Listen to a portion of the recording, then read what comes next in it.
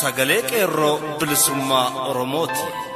Sagaleen qeerroo bilisummaa Oromoo torbaanitti guyyaa 3 facaasaa yookaan kibxata kamisaa fi jimaata akka lakkoofsa sa'a Oromootti galgala keessaa sa'a 7:00 hanga 8tti meetir baandii 16 yookaan kiiloo heerzii 17,840 irratti qilleensa irraan isiniif darbuudha. Kun sagalee qeerroo bilisummaa Oromooti.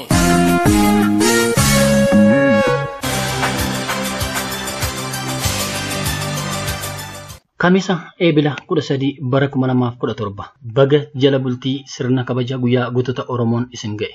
Harka fuuni akkam jirtu kabajamoo fi jaallatamoo dhaggeeffattoota sagalee qeerroo bilisummaa Oromoo. Kun qophii sagalee qeerroo bilisummaa Oromoo kallattiin Oromiyaarraa isiniif darbuudha. Sagantaa keenya guyyaa har'aa oduu karaa jaal abdii bilisummaa isin dhageessisuun tokko jennee eegalla. Itti aansuun ibsa qeerroo bilisummaa Oromoorraa kennamee fi walaloo dhaggeeffataa keenyaan barraa'e jaal Michuu Lammii isiniif dhiyeessa. Qophicha wal duraa duubaan kan isin biraan ga'u an Suukessaa Roorrooti. Hanga xumura sagantaa keenyaatti akka nu waliin turtaniif kabajaan isin afeerra. Amma kallattiin gara oduuttan isin dabarsa. Ashama akkam jirtu kabajamoo dhaggeeffattoota keenya oduu qabannee dhiyaanneerraa oduu waliin an abdii bilisummaati. Sirni nama nyaataa abbaa irree wayyaanee magaalaa Harar keessaa barattoota mana barnootaa dhuunfaa irraa baratan mana hidhaatti guuraa akka jiru dhaga'ame. Akka oduun sagalee qeerroo bilisummaa Oromoo qaqqabe ifa godhutti magaalattii keessatti barattoonni kolleejii dhuunfaa baratan badii tokko malee mana hidhaa hiraarsaa wayyaaneetti guuramaa akka jiranillee ibsame. Magaalicha keessattis caasaan diinaa miseensota adda bilisummaa Oromoo fakkaachuun baajii adda bilisummaa Oromoo qabatanii sumudas tolfatanii ittiin qabanii hidhuuf shira xaxaa akka jiranis saaxilamee jiraachuun addeeffame. Hidhamuu barattoota kanneenii wal qabates yeroo ammaa uummanni magaalaa Harar diddaa sirna wayyaaneef qabu irraan kan ka'e gibira wayyaaneef kaffalaa akka hin jirrellee maddeen qeerroo magaalichaa gabaasan. Godina Wallagga Bahaa aanaa Waamaa Agaloo naannoo Qassoo jedhamu keessatti loltoonni mootummaa wayyaanee uummata dirqiin saamaa akka jiran ibsame. Haaluma kanaan bakkeewwan aanaa sana jala jiran keessatti maqaa inshuraansii fayyaa jedhuun maallaqa 250 qotee bulaa tokkoon buusaa jechuun walgahiidhaan uummata aanichaa ganamaaf galgala dhiphisaa jiraachuun himameera. Uummanni aanichaas shira wayyaanee kana diduu isaa odeessi qeerroo aanichaarraa argame ifa godha. Haaluma kanarraa ka'uun mootummaan wayyaanee yeroo ammaa hattoota gurmeessuun uummata aanaa Waamaa Agaloo fi naannoo ishee jiran saamaa akka jiru ibsame. Sirni wayyaanees hattoota kana harka lafa jalaan tajaajilaa uummataan hattuu isinirraa tasgabbeessina jechuun maallaqa hattoota kanneeniif buusaa jechuun uummata gidirsaa akka jiru addeeffameera. Onuma kana keessatti yeroo garaa garaatti yakka tokko malee dhimma uummataa irratti adda durummaadhaan mootummaa irratti uummata kakaaftan jechuudhaan akkasumas maqaa adda bilisummaa Oromoon ji'oota danuu mana hiraarsa wayyaanee Maayikilaawitti dargaggoo gidirfamaa ture kan maqaan isaa Gammachuu Taamiruu jedhamu mirga jiraachuu sarbamuun isaa fi maatii isaa ganamaaf galgala doorsisaa jiraachuunis himameera. Qabsoon qeerroo onichaa xiiqeffannaa kanaan banbanaa jiraachuunis dhagahame. Gootawwan qeerroo magaalichaas guyyaa gootota Oromoos haalaan kabajuuf qophiirra jiraachuu isaanii qeerroon aanaa Waamaa Agaloo nuuf gabaasan. Bifuma wal fakkaatuunis hidhamtoonni Oromoo yeroo darbee fincila xumura gabrummaa irratti aanaa Sibuu Siree keessaa kanneen ukkaanfamanii turan hedduun isaanii yeroo gadhiifaman muraasni isaanii keessaa filamuun akka mana hidhaa wayyaanee keessatti hambifaman qeerroon gabaaseera.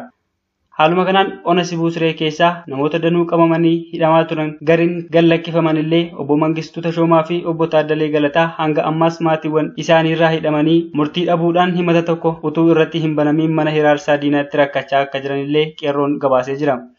Obbo Mangistuu abbaa ijoollee 4 yoo ta'u haalli jireenya maatii isaanii erga irraa qabamanii waggaa bulanii asitti yaaddessaa ta'uu qeerroon bakkichaa ifa godha. Onuma kanatti dabalatan ergamtoonni wayyaanee bulchiinsa magaalaa isinii dhaabna maqaa jedhuun qonnaan bultoota godina Wallagga Bahaa aanaa Waamaa Agaloo lafa isaanii saamaa akka jiru ibsame. Jiraattonni akka ifa godhanitti kaabinoonnii fi bulchitoonni ergamtoota diinaa maqaa bulchiinsa magaalaa isinii haaromsina jedhuun torban darbe keessa hawaasa gowwoomsuun beenyaa tokko malee magaalaa Qassootti lafa qonnaan bulaa saradanii mummuruun galii lafichaa fi gibira lafichaa harka mootummaa wayyaanee keessa galchuuf shira xaxaa akka jiran saaxilaniiru. Qonnaan bultoonni kanneen Mitikuu Taammanaa, Waaqumaa Soorumaa, Lammeessaa Maaramaa, Suurraa Maaramaa, Sanbatoo Maaramaa, Raggaasaa, Iddoosaa Addunyaa fi Addunyaa Bantii kanneen jedhaman warreen qabeenya isaanii samamanii jireenya yaaddoo jiraatan ta'uu maddeen keenya gabaasan. Oduu biraan mootummaa wayyaanee godina Arsii keessaa uummata Oromoo xolleetti hiitee gadhiiftee irraa namoota 500 ol magaalaa Asallaatti hiitee tursiisuun isheen yaadatama. Yeroo ammaa kana namoota kanneen shororkeessummaa fi manca'iinsa qabeenya mootummaan himannaa dharaa irratti banamuudhaan namoonni hedduu akka lakkoofsa warra Habashaatti bitootessa 4 bara 2009 mana murtiitti akka dhiyaatanii fi maatiin isaaniillee isaan gaafachuuf yeroo dhaqu qaama mootummaa kanaatiin saamamaa akka jiru maddeen keenya magaalaa Asallaa gabaasanii jiru. Godina addaa Sulultaa keessatti alaabaan adda bilisummaa Oromoo fannifamuun dhagahame. Maddi oduu qeerroo bilisummaa Oromoo akka gabaasetti eebila 11 bara 2017tti alaabaan adda bilisummaa Oromoo godina addaa Sulultaa ganda naannoo Mannaa Amachaatti fannifamee argameera. Akka gabaasa kanaatti barattoonni huccuu diimaa fi magariisa irraa alaabaa adda bilisummaa Oromoo tolchuun mana barumsaatti fannisan. Hidhattoonni wayyaanee irra deemanii alaabaa kana buusaa turuu kan ibse maddi oduu qeerroo waraqaan warraaqsa qeerroof yaamicha godhu ka'ii qeerroo kan jedhu bittinfamuun itti fufee akka jirus addeessan. Mootummaan wayyaanee gama ergamtoota isaatiin yeroo ammaa yuunivarsiitiilee Oromiyaa mormii cimaa gochaa jiran keessatti beeksisa sobaa maxxansaa jiraachuunsaa himame. Akkuma asii eebbifamtaniin mootummaan naannoo Oromiyaa isin qacaruuf carraa hojii isin uumuuf qophiidha jechuun beeksisa maxxansuu eegaleera. Yuunivarsiitii Haramayaatti beeksisni kun kan maxxanfame yoo ta'u, yuunivarsiitota biraattis maxxanfamuuf akka jedhu beekameera. Barattoonni Oromoo kanaan dura eebbifaman kunoo hojii dhabdummaadhaan rakkachaa osoo jiranii sobaan umurii dheereffachuudhaaf yaaluun isaanii garuu gowwummaadha jechuun kan nuuf gabaasan qeerroo yuunivarsiitii Haramayaati. Baha Oromiyaa ona gaara mul'ataa aanaa Guraawaa keessatti poolisoonni kora bittinneessaa dargaggoota aanichaa badii tokko malee miidhaa cimaa irraan gahaa jiraachuun dhagahame.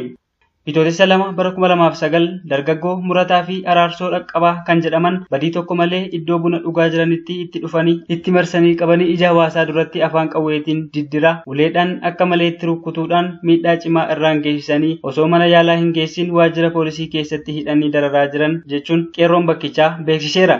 Dabalataanis hawaasa itti dirmachuuf bahe irratti duuluudhaan maanguddoo gurguddoo hunda kabajaa dhorkanii diinummaa itti agarsiisaa akka jiranis gabaafame.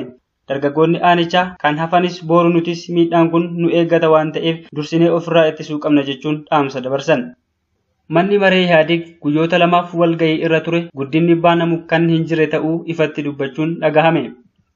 Gidduu kana manni maree Ihaadig walgahii irra turuu kan gabaasan maddeen keenya mootummicha jalatti guddinni baanamu misoomaa fi haaromsi odeeffamu kan hin jirre ta'uu maddeen beeksisaniiru. Gama qonnaan waan haasa'amaa ture marti kijiba ta'ee beelaa fi kadhannaan kan duraanii caalaa lammiilee gaaga'aa jiraachuunis dubbatamuu maddeen dabaluun eeran. Ihaadig bakka duraanii kan hin jirre ta'uu fi carraa qabutti fayyadamee yoo uummata hin araarfanne dubbiin akka qaban hin qabdu sirnichaafis xumurachuun jala akka ga'e marii keessaa geggeeffame kana irratti ifatti kaasamee haasa'amuutu eerama. Gama siyaasaan adda bilisummaa Oromoon humna isaa hanga aangawoota mootummaa keessatti ijaaraa jira. Ihaadig paartilee jiran illee obsa dhabee fi qabuu akka dadhabe walgahii kana irratti ka'ee dubbatamuunis ibsameera. Yeroon isaa hin eeramiin malee pirezidaantonni naannolee fi humnoonni tikaa ammas marii qabaachuun isaanii gabaafamee jira. Kabajamoo dhaggeeffattoota keenya oduu guyyaa har'aaf qabannee kanuma qophii keenya hafan waliin turtii gaarii.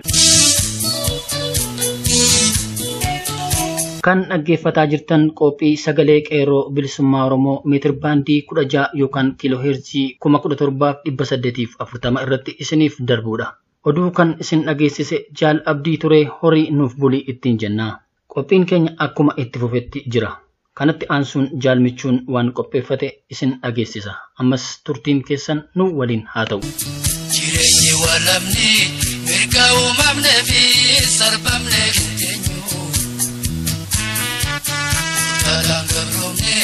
Kapson bili somna khenna hineganu Jireenyi walamni mirga uumamne fi sarbamne fiteenyu Fafa gabrummaani badanne inteenyu Harkoota gabrummaa amma firraagannu Gani jiban lafeen bajaarra Warega mudafis bareeti jira. Bara jirtu deegani doogaa suutumaan koo abbaan cabsaa ekeraansaa daadhiyaa dhugu bara roorroo hin roorrifamu lolee gumaa baasa boo'een harqu bara beelaa na quubseera beelaan deemee beela na baaseera bara dheebuus gammoojjiirra baddaas deemee corroqa dhugeera. Yaa suutuma abbaa reedaa yeroo jirtu ardaan kiyya ni bareeda. Ekeraansaa daadhiyaa dhugu rakkootti nagatee takkaan mugu. Bara dhibees yoom nagatee suutumaan koo naaf dhibamee qoricha koo fala tahee na fayyisuuf naaf jibbamee.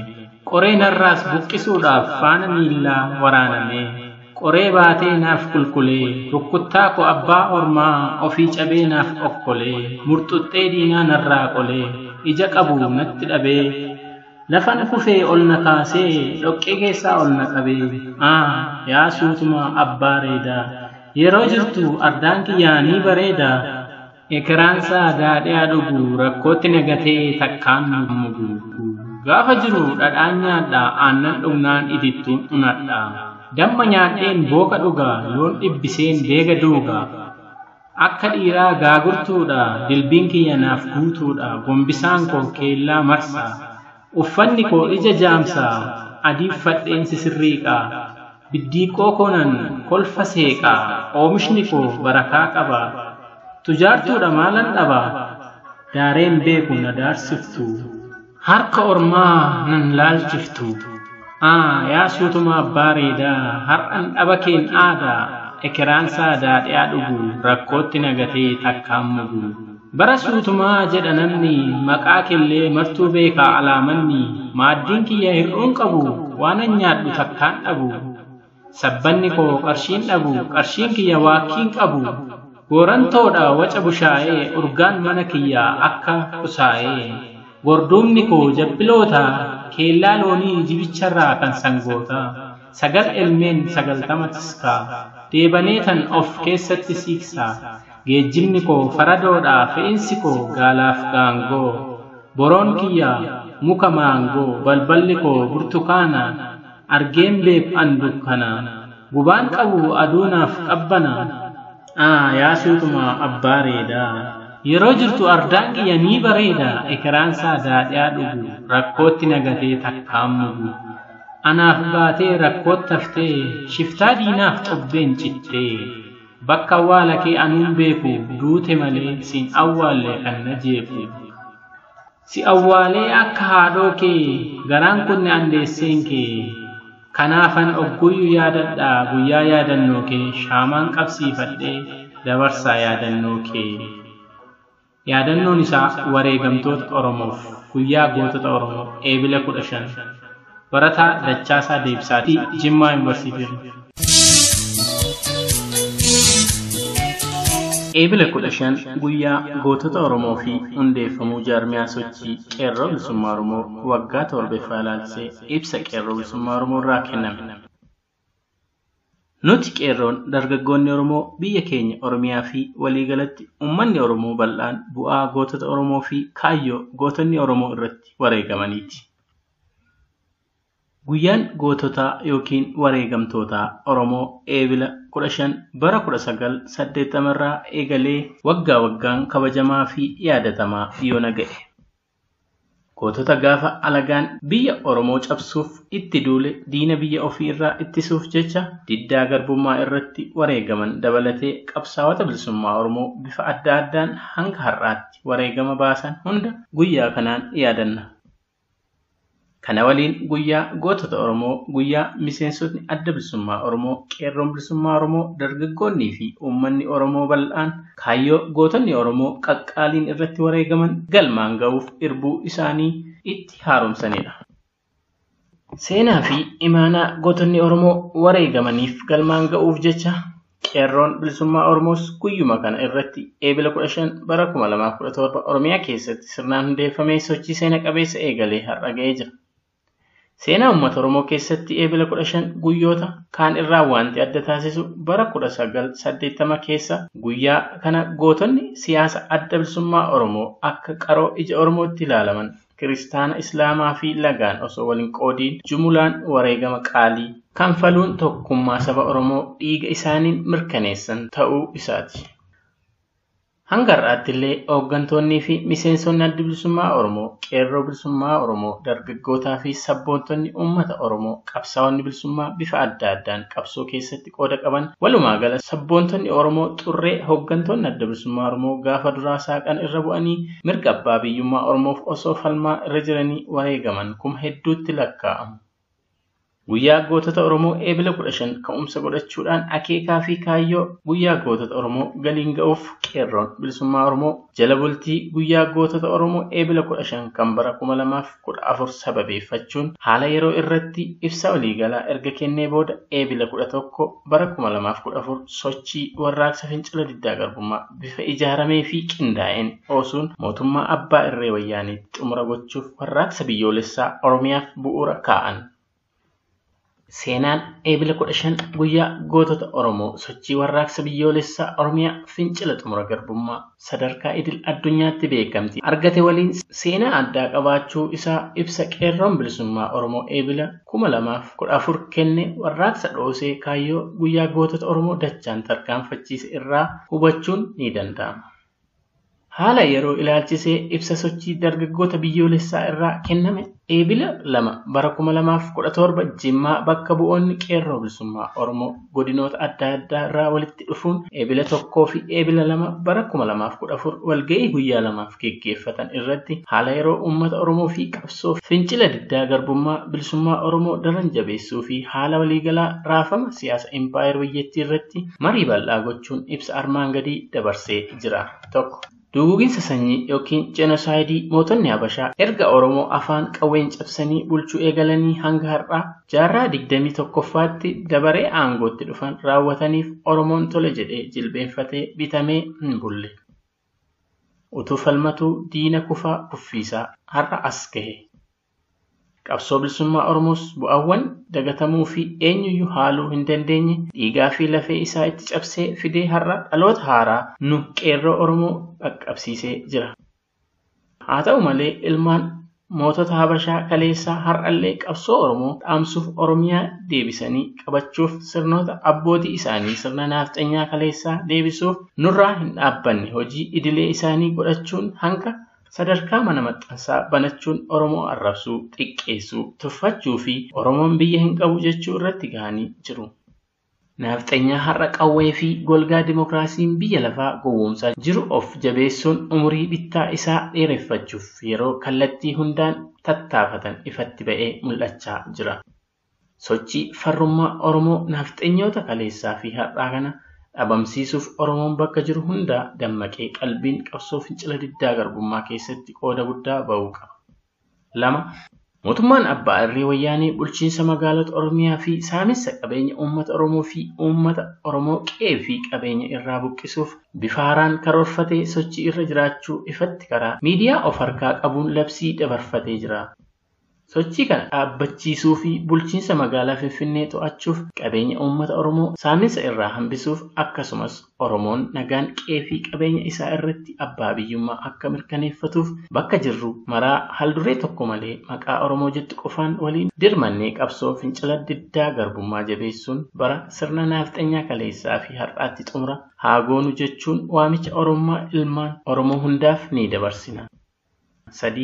Ilmaan Oromoo gooftummaan diina suga isaanitti fakkaatee mootummaa EPRDF fi wayyaanii duukaa dhaabbachaa jirtan guyyaa saafaa ilmaan Habashaa fi EPRDF uummata Oromoo tuffachaa arrabsaa fi arrabsiisaa dhiyeenya kana du'a mootummaa naannoo Oromiyaa Pirezidaanti Alamaayyoo Atoomsaa fi waldorgommii ispoortii magaalaa Baahir Daar irratti geggeeffame irratti salphina guddaa uummata keenya irratti raawwatame ijaan argamee jira. Kana qofaa miti eeyyama Oromoo malee magaalawwan Oromiyaa kanneen akka Burraayyuu, Sabbataa, Sulultaa, Hoolotaa, Sandaafaa, Laga Xaafoo, Laga Daadii, Aqaaqii, Qaallittii, Dukam, Galaan, Bishooftuu fi magaalota kanneen akka Shaashamannee, Adaamaa, Jimmaa, Naqqamtee fi Amboo illee bulchiinsa federaalaa jala galchuun leecalloo achi irraa argamuu fi Oromoo ittiin jilbeenfachiisanii bituun umurii garbummaa dheeressuuf diinni karoorsee uummata keenya irratti hojjechaa jiraachuun ifatti ba'ee saaxilamee jira. Kanaaf ilmaan Oromoo diina duukaa dhaabbachuun haa ga'u jenna. Jaarraa amma geenya keessa yeroo biyyi lafaa bineensaa fi carraa barnootaa kennaa jirtutti mootummaan abbaa irree EPRDF barattoota Oromoo badii tokko malee sababa Oromummaa isaaniif sirna wayyaanitti harka hin kennan jedhaniif jumlaan barnoota irraa ari'aa, mana hidhaatti guuraa, ajjeesaa fi biyyarraa ari'ataa dararaan ilma namaa irratti raawwatamuu hin qabne nurratti raawwatamaa waan jiruuf qabsoo fincila diddaa garbummaa jabeessinee itti fufuu murteessinee rakkina kana keessaas of baasuun Oromiyaa bilisoomtee fi uummanni keenya hiree isaa murteeffatee ofiin akka of bulchuuf qabsoo sochii warraaqsa dimokiraasii fi bilisummaa qeerroon gaggeessaa jiru gabrummaa bardhibbeetti furmaata waaraa fi karaa waan ta'eef fincillee mirga keenya kabachiifachuuf bakka jirru gamtaan sagalee keenya haa dhageessifannu. 5. Akka guutuu Oromiyaatti yeroo ammaa kanatti qaala'insa jiruuf jireenyaa akkasumas hojii dhabdummaan ija baasee dargaggoonni Oromoo dhaabbilee barnoota olaanoo akka yuunivarsiitii fi kolleejjii garaagaraa irraa sadarkaa barnoota dippiloomaa hanga digirii lammaffaatti baratanii hojii dhabdee ta'uun dararama ilmi namaa hin argine argaa jiru. Sirni EPRDF sirna dabballee wallaalaa fi ogummaa hin qabneen kan durfamu waan ta'eef of shakkii aangoo irraa ka'uun beektotaa fi hayyoota Oromoo ogummaa isaaniitiin illee lammii isaanii tajaajilanii akka of hin jiraachifne beektota Oromoo moggaatti dhiibee barattoota dargaggoota Oromoo hojii dhabdee taasisuun karaa irra taa'ee dargaggeessi akka kadhatuuf saaxilee jira. Dhugaan kun har'a addunyaa biyya lafaaf ifaadha. Kanaafuu beektonnii fi dargaggoon Oromoo dhaabbilee barnoota olaanoo irraa eebbifamuun jiruuf jireenyaan dararamaa jirtan dandeettiif humna keessaniin qabsoo fincila diddaa garbummaa sochii warraaqsa qeerroon bilisummaa Oromoo geggeessaa jirutti gurmuunis ta'e nam-tokkeen wal ijaaruun harka wal qabannee sirna wallaaltotaa fi humna qawween ijaarame kana diiguun mirga uummata keenya bilisummaa keenya haa mirkaneeffannuun waamicha keenya. Mootummaan shororkeessaaf abbaa irree kan ta'e wayyaaneen TPLF humna afaan qawween aangoo irra kan ture sabaaf sablammii biyyattii gidduutti ibidda qabsiisuun wal nyaachisaa ofiif fayyadamaa ta'aa as ga'e. Wanti baay'ee ajaa'ibu sababa tokkicha Oromoof Oromoo gidduutti illee walitti bu'iinsa hin jirre qabsiisuun dhiiga wal dhangalaasaa umurii dheereffatee jira. Uummanni Oromoo lola Gumuziif Oromoo, Somaaleef Oromoo, Oromoof Bartaa, Oromoof Burjii, Oromoof Geediyoo gidduutti wayyaaneen qabsiisaa tureen lubbuun hedduun galaafatamee dhiigni dhangala'eera. Tokkummaan uummataa laaffatee wayyaaniif carraa ta'eera. Mootummaan abbaa irree amma illee uummata Oromoo Booranaaf Gujii saba tokkicha gidduutti tooftaa uummata shororkeessuu fi dhiiga wal dhangalaasuu geggeessaa jira. Uummanni Oromoo hundi akeeka diina kana irratti dammaquun uummanni keenya bu'aa xixiqqoo irratti dhiiga wal dhangalaasuun carraa diinaaf banuu dhiifnee diina wal nu nyaachisaa jiru abbaa irree EPRDF irratti gamtaan qabsaa'uuf ga'een dargaggootaa fi beektota olaanaa ta'uu ni hubachiifna. 7. Qabsoo bilisummaa Oromoof kabajamu mirga uummata Oromoof itti gaafatamummaa guddaa kan of harkaa qabu numa dargaggoota Oromoof beektota Oromoo sadarkaa garaagaraa irra jirru ta'uu jabeessinee hubachiifna. Gootonni ilmaan Oromoo kaleessa utuu hanga kan hin baratiin hin baay'atiin walitti dhiyaatee hin mari'atinii fi teekinooloojii hin fayyadamin eenyummaa uummata keenyaaf qabeenya Oromoon qabu tiksuun wareegama qaalii lubbuu lafee itti cabsee dhiiga irratti cabsee Oromoof Oromiyaa har'aa kana nu dhaalchisee utuu diinaaf hin jilbeenfatiin bilisummaa keessatti xumura godhadhaa ofiin of bulchaa jechuun wareegama tilmaama hin qabne kaffaluun seenaa keessatti bakka olaanaa qabachuun darbaniiru. Nuti dhaloonni har'aa itti gaafatama seenaa jalaa of baasuuf qabsoo bilisummaa gootota keenyaan dhaalchifamnee fi bu'aa qabsoo Oromoo ta'uu keenya beekuun eenyummaa abbaa biyyummaa sabboonummaa fi bilisummaa keenya gonfachuuf yoomiyyuu caalaa yeroon gamtaan harka wal qabannee biyya keessaa fi biyyoota hambaa garaagaraa keessatti fincila diddaa garbummaa Oromoo qeerroon qabsiisee jiru jabeessuun wareegama barbaachisaa itti kanfallee yeroon bilisummaa keenya mirkaneeffannu amma jechuun hoogganni qeerroo bilisummaa Oromoo godinoota adda addaa bakka bu'anii eebila 2 bara 2014 haala yeroo irratti marii gochuun dhiha Oromiyaa magaalaa Jimmaa keessatti ibsa ejjennoo walga'ii kanaa baasee beeksisee sochii guutuu Oromiyaa qabsiisuun isaa yaadannoo dhiyyooti. Uummanni Oromoo sochii qindaa'aa kana irratti gootota qeerroo dargaggoota Oromoof barattoota Oromoo waliin hiriiruun qabsoo bilisummaa Oromoo galiin ga'uuf tokkummaan falmaa irra akka duubatti hin deebine ayyaana Irreechaa bara 2015 irratti irbuu isaa bifa ajaa'ibaatiin jabeesse. Qeerroon bilisummaa Oromoo tarsiimoo warraaqsa fincila diddaa garbummaa irraa gara warraaqsa fincila xumura garbummaatti jedhu giddu galeessa godhachuun warraaqsa biyyoolessa Oromiyaa godinaalee Oromiyaa cufa keessatti akka qabsiifamuuf haalduree sochii warraaqsa biyyoolessaa Oromiyaa qindeessuun uummata waliin tokkummaan falmaan akka itti fufuuf murtii fudhate. Haa ta'u malee mootummaan wayyaanee uummata Oromoo Oromummaan yakkee hidhuu ajjeesuuf qabeenya Oromoo saamuu irratti argamu gaaffii mirga abbaa biyyummaa uummata Oromootiif deebii rasaasa taasisuuf kan murteeffate maaster pilaanii Finfinnee addaan citee ture bara 2015 bifa haaraan deebisee kaasuu danda'eera.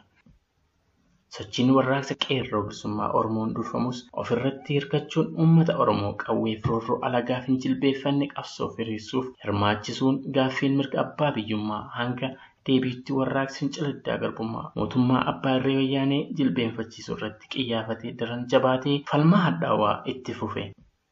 Haaluma kanaan sochiin fincila diddaa garbummaa bifa qindaa'aa ta'een 12 bara 2015 giddugala Oromiyaa mara keessatti qabate. Haala kanaan jaarmiyaan qeerroo bilisummaa Oromoo seenaa gootota Oromoo hundee godhachuun eebila 15 bara 2017 ijaaramee bifa maraan socho'aa turuun injifannoo irratti injifannoolee gonfataa guutuu Oromiyaa keessatti milkoomina seenaa keessatti olaanaa ta'e galmeessaa fi sochii bifa ammayyeessaan duree adda bilisummaa Oromoo jalatti hojjechaa qabsoo fincila diddaa garbummaa gara sochii fincila xumura garbummaatti tarkaanfachiisuu danda'eera. Haala kanaan jaarmiyaan qeerroo bilisummaa Oromoo seenaa gootota Oromoo hundee godhachuun eebila 15 bara 2015 ijaaramee bifa maraan socho'aa turuun injifannoo irratti injifannoolee gonfataa guutuu Oromiyaa keessatti milkoomina seenaa keessatti olaanaa ta'e galmeessaa fi sochii bifa ammayyeessaan duree adda bilisummaa Oromoo jalatti hojjechaa qabsoo fincila diddaa garbummaa gara sochii fincila xumura garbummaatti tarkaanfachiisuu danda'eera. Warraaqsi seena qabeessi kun aarsaa qabaatuyyuu caasaa sirna mootummaa wayyaanee hundeen diiguun mootummaan wayyaanees carraa isaa dhumaa yaallachuuf Oromiyaa bulchiinsa waraanaa jala galcheera. Yeroo har'aa biyyattiin humna koomaandi poostiin bulaa jiraachuun eenyufuu ifaadha. Haala sochii warraaqsa biyyoolessaa Oromiyaa kana keessatti lubbuun ilmaan Oromoo kumaatamaan lakkaa'amanii tarkaanfii garjabinaa waraanni wayyaanee fudhateen galaafatamee jira.